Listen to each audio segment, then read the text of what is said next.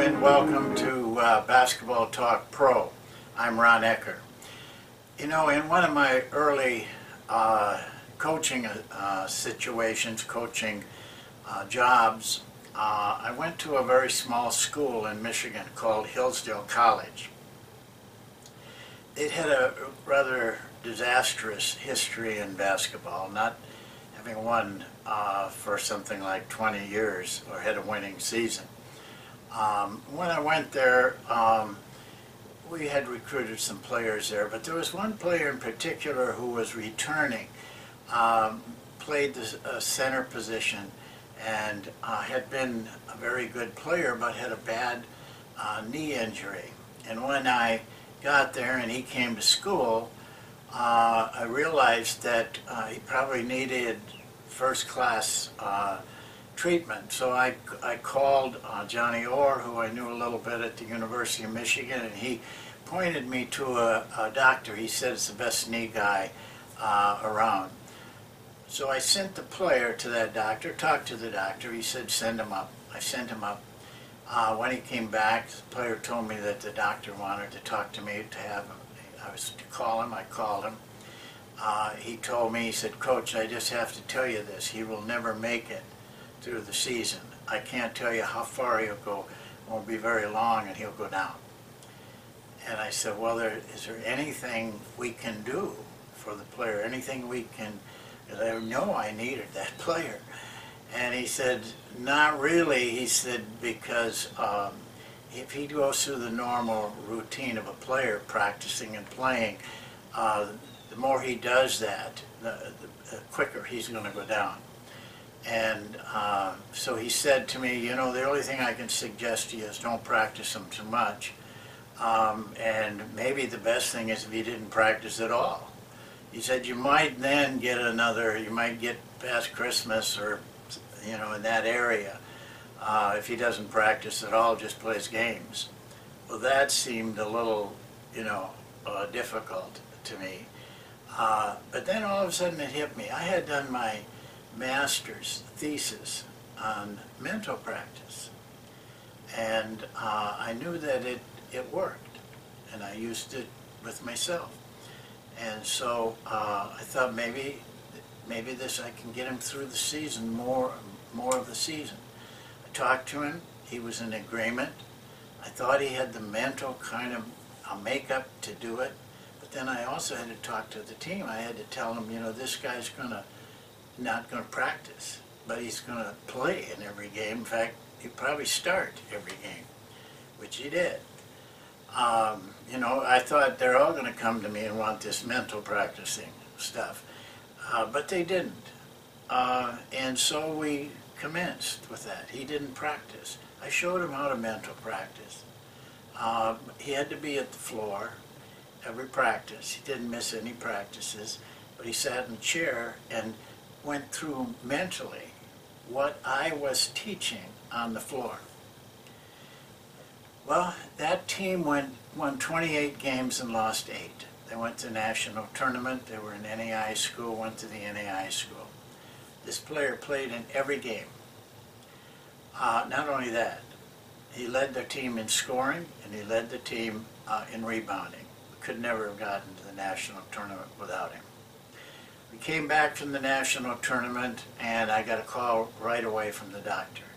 He had read the stories and he said this is almost a medical miracle that this guy played the whole season and led your team in both rebounding and scoring. I told him I had used mental practice, and he got excited about that. He said, you know, I never thought about it. We could maybe use that in rehabbing players, get them to be practicing while they're rehabbing. I don't know if he ever did that, but I do know that that's a true story. And I also know this, that our first game of the next season, he went down and he never played basketball again the rest of his life. Probably had a career, but it just wasn't to be. So I wanted to talk to you about that today. I wanted to talk to you about a form of practice that you may be overlooking. Just a brief history on mental practice. I had to do a lot of research for my thesis. Actually, it started, the best history we can find is around the beginning of the 20th century, when piano players had to travel by train, and they would take long trips, days, on a train. Well, those flute players and clarinet players could bring their instrument along and practice. You can't take a piano on a train. So it's kind of informal, but it was learned that they did do mental practice, went over their pieces mentally, and because they had no other way to practice. And it kind of grew. And of course, in the present day, there's a lot of literature on mental practice. There wasn't when I did my thesis. And a lot of athletes use it. A lot of musicians use it because the skills are similar. And so, you know, as coaches, I think you need to look into it. Let me tell you one more thing that happened just not too long ago that'll bring this out a little bit clearer. There was a book written, Train Your Mind and Change Your Brain. A lot more work has been done on this because now they can look into your brain. They can measure your brain. And so a group did a study with, they took a group of people that had never played piano, none of them, had never maybe tinkled on it or something like that, but nothing that they did any lessons. They took them and divided them into two groups. Both groups received the same instruction, but the one group actually physically practiced playing, learning piano every day. The other group only mental practice. They had to agree. They never touched a piano or practiced it. At the end of 6 weeks, they were given them a test. The mental group did as well on the test, even though they had not touched the piano till that test day. And the others had practiced for 6 weeks. They did as well. But the stunning part of that story is this. They had measured the brain of all of those performers. At the end, they measured them again. And the brain tends to grow in areas that you have excessive work in, such as practice. And they, when they measured the brains of all of these people, the people that had only done mental practice, their part of the specific part of the brain had grown more, as much as the physical group. So they actually grew their brain with mental practice. So it works. I know it works because I've done it with myself, with players, and it is a tool for you. And I think you can use it. You can do team things with it, but you can also do individual things with it. And you can do individual skills. You can do it with rebounding, you can do it with shooting, you can do it with free throws, you can do it with defense. But you have to kind of know how to do it. And how we use it is what I need to touch on that. I'm not saying I'm an expert in it, but I can give you some hints. I can give you some tips because of my background with it. There was a book written in the early 20th century. A guy figured all this out by himself. His name was Napoleon Hill. He wrote a book, it's in your archives, called Think and Grow Rich. He really used the principles of mental practice. And that book, by the way, is probably one of the most read books in history other than the Bible. And so the first thing I'd tell you is do some reading on it. Read that book. It's right up there on, in our archives. And then do it yourself. You know, coaches can do it. All kinds of things you can practice mentally. I had a bad, I would get mad very easily in practices. And it bothered me because I knew it was not reaching the players. I was putting fear into their training rather than a want to feeling. And I had to break that habit, and that's how I broke it. I built those situations in my mind and then treated them differently than I did really, and it helped me to the point where I very seldom get mad on the floor in practice or even in games anymore. So it is effective for yourself. And self-discipline, for example,